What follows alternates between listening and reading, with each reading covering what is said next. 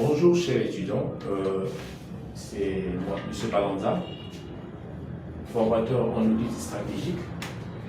Aujourd'hui, nous sommes devant la continuité du cours concernant les différentes étapes d'élaboration d'un rapport d'audit stratégique. À titre de rappel, nous avons dit comment faut-il élaborer un rapport d'audit stratégique. Nous avons les étapes ici. La première étape, nous avons déjà vu ça.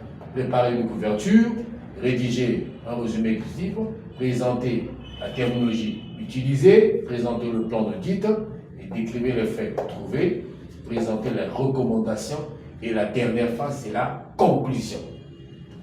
Donc, du petit a jusqu'au petit f, également, c'est ce que j'avais développé. Alors, aujourd'hui, nous allons voir la conclusion. Une fois l'auditeur est parti sur le terrain pour auditer une entreprise, voilà comment les étapes qu'il doit présenter dans son rapport d'audit stratégique. Nous allons voir aujourd'hui la conclusion. Il s'agit de quoi la conclusion? La conclusion ici, phase de la conclusion d'audit. Alors, j'ai dit, la phase de la conclusion d'audit comprend les étapes, quatre étapes. Quatre étapes. Nous avons ici le projet du rapport, la réunion de clôture, le rapport définitif, le suivi des recommandations. Voilà les quatre étapes qui constituent ce qu'on appelle la phase de conclusion dans le rapport d'audit. Alors, qu'est-ce qu'on appelle le projet de rapport? Ici, le projet de rapport, j'ai dit ceci, le projet de rapport, c'est un bref aperçu de l'état actuel, c'est-à-dire permet l'analyse du projet et faire le rapport à son commodité. Alors, l'état du projet, qu'est-ce que ça veut dire? Ici, le projet du rapport. Alors, une fois l'auditeur est parti sur le terrain, alors, quand il a audité l'entreprise, de la première phase à la dernière phase, alors, on lui demande dans le rapport de présenter un bref aperçu. Donc, faire l'analyse du projet. Un bref aperçu. Ça veut dire, quelle que soit la mission d'audit qu'il a pris par rapport au temps, la gestion du temps, 6 mois, 4 mois, 5 mois, dans le rapport. Alors, quand il va présenter le projet du rapport, il doit présenter le projet du rapport en lui présentant ce qu'on appelle un bref aperçu. Un bref aperçu, ça veut dire la synthèse. La synthèse du rapport. Alors, voilà ce que ça veut dire. Quand on fait l'analyse du projet, c'est la synthèse du rapport. Un bref aperçu. Pendant les 6 mois ou les 5 mois qu'il avait évalué cette entreprise. Alors, il ne doit pas. Dans le projet du rapport, on ne peut pas tout faire ressortir. Non, un bref aperçu. Donc, comme une synthèse de sa mission. Alors, deuxièmement, la réunion de clôture. La réunion de clôture, ici, je dis ceci. Ici, pendant la réunion de clôture, il s'agit de restituer des constats positifs, des remarques et des écarts. L'auditeur doit être doté d'un savoir-faire et un savoir-être en commoditaire et de l'audit à rentrer dans l'amélioration continue.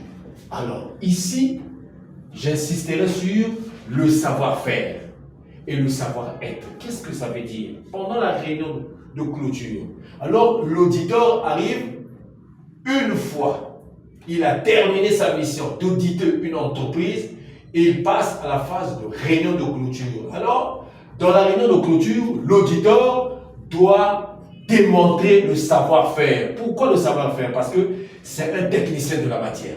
Il connaît la première étape, la deuxième étape et la troisième étape. Alors, dans sa déontologie de savoir-faire, ça veut dire, étant que technicien, parce que quand on part faire une mission d'audit, une fois, il faut être d'abord quelqu'un qui est expérimenté à la matière. Ça c'est les recommandations. 2. Arriver sur le terrain. Il doit savoir, même si je suis en face d'un parent, je dois mettre des relations de la famille de côté. Je dois effectuer ma mission telle que selon la recommandation de l'art. Et ensuite, je commence par la première étape. Première étape, c'est la préparation de la mission, de la rédaction de la mission et la conclusion. Donc, ce sont des étapes que je connais que quand je vais sur le terrain, je dois exécuter ces étapes. Et tant que professionnel, donc dans mon savoir-faire, j'ai des documents à examiner, j'ai du personnel à poser des questions et ensuite pour reconter des informations et faire de l'analyse par rapport au dysfonctionnement et par rapport à des faits que je vais regarder sur le fonctionnement de l'activité de l'entreprise. Donc ça, c'est dans mon expérience, le savoir-faire de la première étape à la dernière. Maintenant, le savoir-être. Ça, le savoir-être, c'est ce que je viens de dire tout à l'heure. Même quelles que soient les relations. Vous avez avec un ami, dans la famille, vous partez en mission, vous devez exécuter votre mission dans le métier. Là, les relations de la famille sont mises de côté. Donc là, c'est le savoir-être, le comportement de la personne dans la mission. Donc faire s'asseoir le comportement d'éthique. Le comportement d'éthique. Alors quand on arrive, on doit appliquer ce comportement. Je sais que quand on arrive dans la mission d'éthique, le comportement d'éthique plutôt, ça me permet de faire mon travail. De la première étape, s'il s'agit de poser des questions, même si en face d'un ami que nous avons des relations discrètes ou quoi, je suis en train de faire le travail. Donc ça, dans le comportement. Il n'y a pas autre chose. Il n'y a pas autre chose à raconter parce que je rentre dans le bain du travail. Le comportement éthique. Et je dois respecter le temps du travail. Je dois respecter les documents à examiner. Je dois respecter également les personnes que je dois auditer sur le terrain. Ça, c'est dans l'éthique. Dans l'éthique. Le savoir-être est, mais dans l'éthique, le savoir-faire, je dois appliquer cela.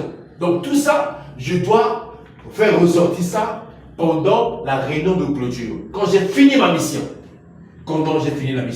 je dois faire asseoir les autorités de l'entreprise, les responsables de l'entreprise. Donc, ceux qui sont chargés à la responsabilité de l'entreprise, je dois organiser, planifier une réunion et à la fin, pour leur démontrer le dysfonctionnement que j'ai pu constater pendant l'activité. Parce que les informations que je vais leur présenter pendant la réunion de clôture à la fin de ma mission, les responsables doivent être informés. Voilà, à tel niveau, j'ai pu constater qu'il y a un dysfonctionnement au niveau de telle activité. Alors, les responsables sont au courant. Pourquoi? Parce que dans le rapport que je vais présenter, une fois après mon départ, ce sont des archives. Ce sont des archives. Alors, la mission qui sera programmée dans les jours à venir doit venir regarder également exactement que dans les années passées, il y avait l'audit qui a été effectué. Mais l'audit a été effectué parce qu'il y a eu un rapport laissé par le premier. Et ça, ce sont les traces qui seront classées dans l'archive, qu'on appelle documentation. Et le service de la documentation prendra le rapport de l'audit de l'année passée, mettra dans les archives. Donc, ce que j'ai pu constater doit être fait ressortir au niveau de ces documents. Donc, voilà un peu pendant la réunion de clôture que je me mettrai en face des responsables de l'église et plutôt de l'entreprise, que je ferai la synthèse des faits que j'ai pu constater. Voilà. Donc, voilà un peu, c'est ça, la réunion de clôture. Alors, concernant le rapport définitif, petit 3, concernant le rapport définitif ici, c'est un document officiel qui vérifie la réglementation, j'ai parlé des normes, les procédures, la politique, etc. au sein de l'entreprise. Si c'est respecté, alors le rapport définitif. Voilà ce qu'on attend. Voilà ce qu'on attend d'un auditeur, le rapport définitif. Donc, dans le rapport, c'est un document officiel. Document officiel. Pourquoi le document officiel? Parce que c'est dans ce document que je dois faire ressortir de la première étape, la deuxième étape et la dernière étape de mon rapport, de mon rapport, ça veut dire de l'activité de ma mission d'audit que j'ai effectuée sur le terrain. Un document officiel. C'est pour cela qu'on parle de ça, le rapport définitif. Donc, c'est un document qui sera écrit, examiné, élaboré par moi, l'auditeur, qui est mis en mission de faire auditer l'entreprise. Moi, dans ma mission, je dois faire ressortir exactement si cette entreprise avait respecté, 1, les normes, 2, les procédures, 3, la politique. J'arrive, c'est une entreprise. L'entreprise a des normes. L'entreprise, bien sûr que l'entreprise fonctionne, mais l'entreprise c'est une organisation. Il y a toute une organisation, tout est organisé, il y a eu la planification, l'exécution, le contrôle, et il y a le résultat. Je dois regarder, est-ce que réellement cette entreprise fonctionne en respectant les normes? Je dois regarder cela. Alors, si les normes du fonctionnement de cette entreprise sont respectées, alors, si les normes ne sont pas respectées, je dois le faire ressortir dans mon rapport, afin que plus tard, que les responsables des autorités de l'entreprise sont au courant. Voilà, dans les stratégies, voilà la conduite à tenir désormais. Ensuite, les procédures. Quand on parle des procédures, toujours dans le cadre du respect de la coordination au niveau des activités. Donc, tout ça, je dois vérifier réellement s'il y a la coordination, les processus sont respectés. Également, la politique de l'entreprise. Est-ce que cette politique est réellement atteint l'objectif? Si c'est une entreprise qui fabrique un produit mis à la disposition des consommateurs, alors, réellement, est-ce que la politique est respectée? Est-ce que la politique puisse atteindre un bon résultat? Cela doit être ressorti. Raison pour laquelle j'ai dit au sein de l'entreprise. Voilà. Donc, le respect des normes, le respect des procédures et le respect de la politique de cette entreprise. Donc, voilà un peu au niveau du rapport définitif. Et ensuite, je dis le rapport définitif, un document officiel. Parce que c'est un document officiel, pourquoi? Parce que dans le cadre juridique, alors, s'il y a des conflits dans cette entreprise, alors, les propriétaires, les responsables de l'entreprise, vraiment, à travers ce document officiel, ont vraiment les atouts comme des preuves. Réellement que le propriétaire de l'entreprise, oui, les responsables, ils sont d'accord de faire licencier les travailleurs. Parce que il y a le non-respect des normes, il y a le non-respect des procédures, ni au niveau de la politique, parce que le respect, les travailleurs n'arrivent pas à respecter l'organisation, le respect des règles du travail. Alors, les propriétaires de l'entreprise feront quoi? Aujourd'hui, ils prennent des sanctions contre les travailleurs. Voilà la raison pour laquelle il faut mettre les gens, par exemple, de côté. C'est la raison pour laquelle, dans le rapport, s'il y a un problème de litige au niveau de la loi, au niveau de la justice, à partir de ce rapport d'audit, l'auditeur qui avait effectué l'audit sur le terrain doit démontrer par les faits, parce qu'il y a un problème de dysfonctionnement, le comportement des travailleurs. Parce que c'est un rapport qui a été des preuves devant l'avocat qui est chargé de gérer l'affaire. Alors, il y a des preuves. Raison pour laquelle le document officiel, qui est le rapport, présentera les preuves. Alors, ici, nous allons parler maintenant du suivi des recommandations. Voilà. Suivi des recommandations. Le suivi des recommandations, il s'effectue, tu vas voir, par les autorités de l'organisation. Le directeur d'évaluation peut apporter ou offrir un soutien plus ou moins important dans les services. C'est-à-dire, dans le cadre de la mission d'audit interne, on peut amener à adresser des recommandations au sein des personnes auditées. Waouh! Qu'est-ce que ça veut dire, les recommandations? Nous parlons de l'audit stratégique, qui est différent de l'audit simple. L'audit simple, on arrive, on fait la mission d'audit, on fait auditer une entreprise. On arrive, on fait la mission dans la déontologie du travail, on arrête, on fait le rapport, on dépose. Or, c'est très différent quand on parle de la stratégie. La stratégie, parce que l'auditeur doit doit montrer le chemin, les procédures. Comment faut-il réparer le dysfonctionnement constaté sur le terrain? Apporter de l'amélioration, des stratégies afin que cette entreprise qui a été auditée puisse atteindre de la performance. Voilà l'objectif de la stratégie. Atteindre la performance. Voilà. Alors, à partir de la recommandation, c'est l'auditeur qui doit donner des recommandations auprès des personnes auditées qui sont chargées à une activité. Voilà, désormais, voilà la conduite à tenir. Voilà les procédures à orienter. Voilà les recommandations. Donc, raison pour laquelle, ici, le suivi des recommandations, quand l'auditeur donne, ça veut dire des canevas, et ensuite, une fois, il dépose le rapport de sa mission, mais les responsables d'audit doivent venir effectuer également une deuxième émission, même par le contrôle au sein des responsables de l'entreprise. Regardez réellement si les recommandations qui ont été alignées auprès des personnes auditées ont en train de respecter. Ça, c'est dans le cadre du contrôle. Tel que la curiosité, par exemple, le propriétaire de l'entreprise, que les recommandations ont été données pour les jours à venir. Lui, en tant que responsable, il arrive sur le terrain, il regarde, est-ce qu'il y a une amélioration par rapport des recommandations données par l'auditeur. Alors, s'il n'y a pas de recommandations, il peut prendre des sanctions auprès des personnes qui ont été auditées dans le passé, parce qu'ils ne respectent pas l'ère de l'art. Alors, voilà un peu, d'une manière brève, les phases de la conclusion d'audit stratégique au niveau de l'élaboration du rapport. Le rapport, ça c'est la dernière étape.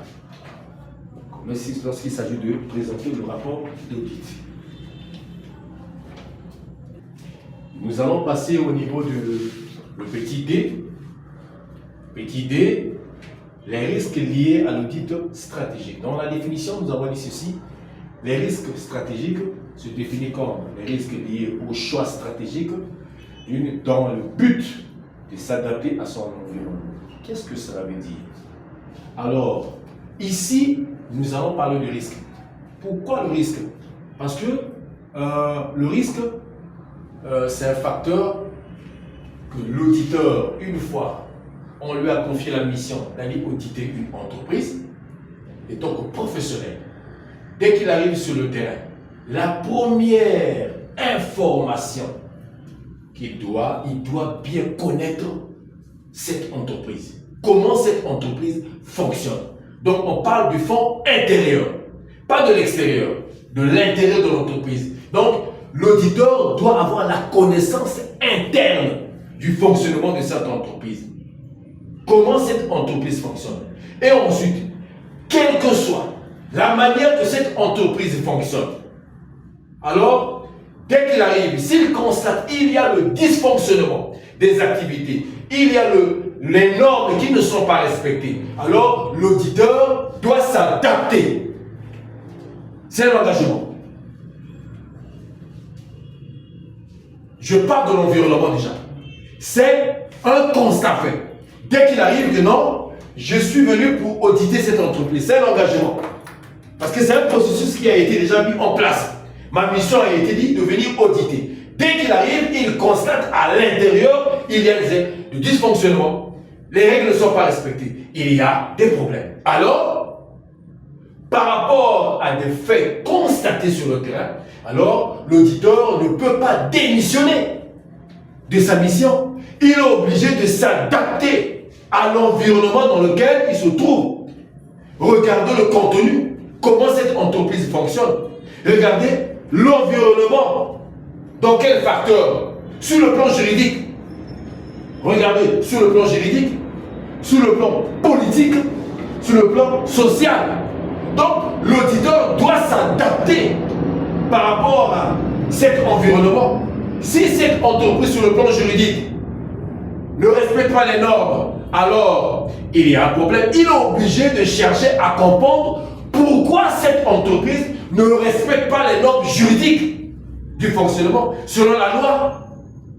Donc, il ne peut pas démissionner de sa mission parce que vous ne respectez pas les normes ou les recommandations données par cet État Parce que pour créer une entreprise, il faut tout ce que le pays ou bien le ministère vous a donné, des recommandations pour créer cette entreprise, alors les recommandations n'ont été pas respectées par les propriétaires de l'entreprise. Alors, cette entreprise a un problème. Un problème. Mais comme c'est quelqu'un qui s'est engagé dans le monde des affaires, c'est quelqu'un qui a embauché des travailleurs, des Congolais, il y a un problème de conséquences. S'il arrête cette entreprise, il va mettre les gens au chômage. C'est un problème. Alors il faut résoudre le problème social. Alors c'est le père de famille. Alors il fait avancer la politique du gouvernement. Alors comment faut-il faire? Il a un objectif. Un homme d'affaires. Il a installé une entreprise. Son objectif c'est quoi? À faire maximiser le chiffre d'affaires. Voilà son but. Il est en train de contribuer sur le plan du gouvernement, apporter de l'amélioration sur l'emploi. Oui. De la valeur ajoutée.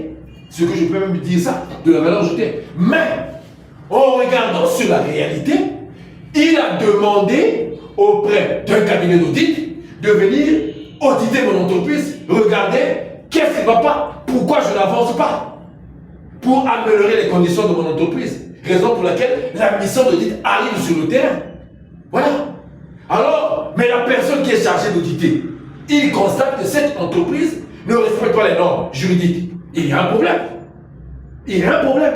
Alors, il doit s'adapter à l'environnement dans lequel se trouve l'entreprise et apporter quoi? Apporter des améliorations dans les recommandations, parce que cela, il va le faire ressortir dans son rapport. Dans son rapport, il doit le faire ressortir. Et raison pour laquelle, ça fait partie des risques.